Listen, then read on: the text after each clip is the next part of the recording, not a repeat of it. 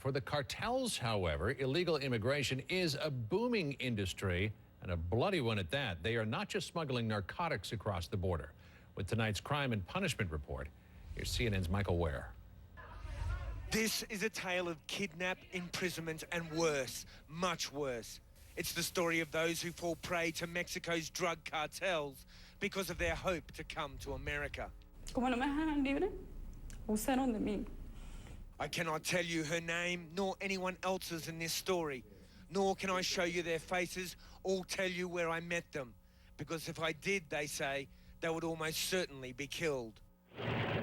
That's because the violent drug cartels have a new and lucrative business.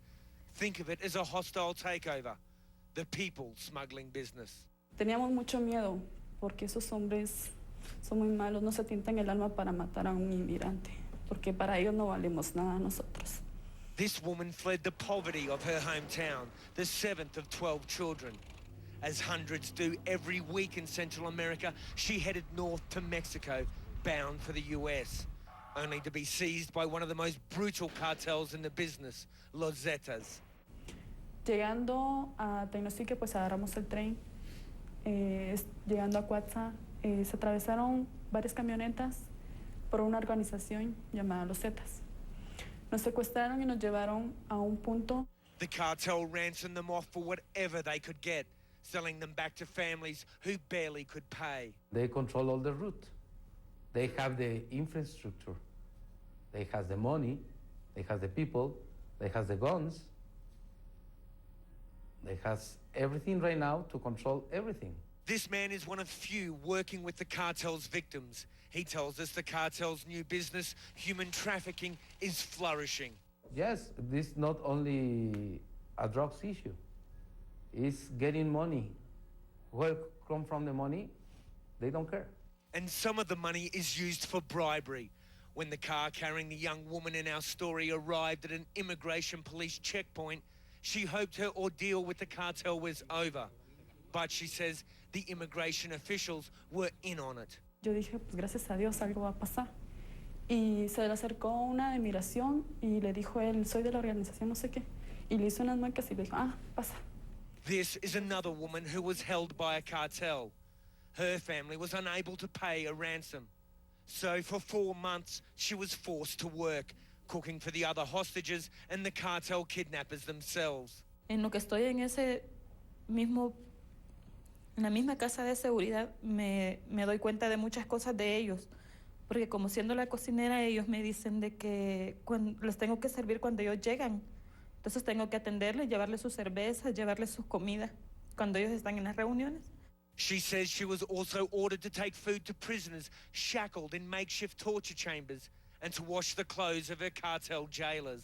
Porque yo les lavo la ropa a ellos y siempre está ensangrentada, pero no me daba cuenta por qué, hasta una vez que sí me entero que ellos, a los que tienen esposados y amarrados, los hacen pedacitos, los queman para que no haya ni una sola evidencia de eso. The men chopped into pieces, she says, were hostages who could not pay, or more often, they were the men they called coyotes, the Mexicans who specialize in smuggling people across the US border. The cartels literally butchering their competition. And anything that makes cartels like Los Zetas stronger is a threat to America, particularly when it offers a new means of importing more drugs. The Zetas are a prime example of an organization that has, from a traditional perspective, looked into other areas of making money, specifically with the alien smuggling situation. It's a means of introducing drugs into the United States. And that means only one thing: many more horror stories to come.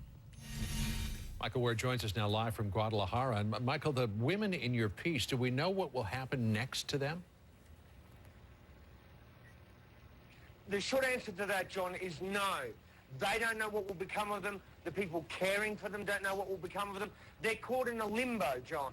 They can't move forward to the United States. They can't move backwards to their impoverished families.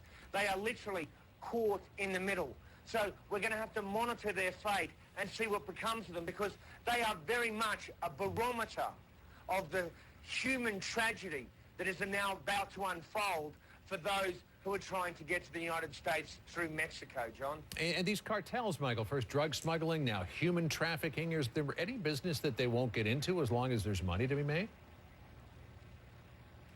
Absolutely not. One would imagine, as the DEA tells us, that the cartels are under pressure from the Mexican government's military operations, from interdiction by US forces at the border, so they're looking for other revenue streams. However, other people will tell you that in hard economic times, like any good company following any decent business model, the cartels are diversifying their business interests. So from here on in, it's virtually fair game for any illicit and sometimes legal businesses that are operating in areas controlled by the cartels. Well, soon it'll be the taxis, the hotels, and goodness knows what next, John. Well, so far, though, not exactly a decent business model. Michael Ware for us in Guadalajara. Michael, thanks so much.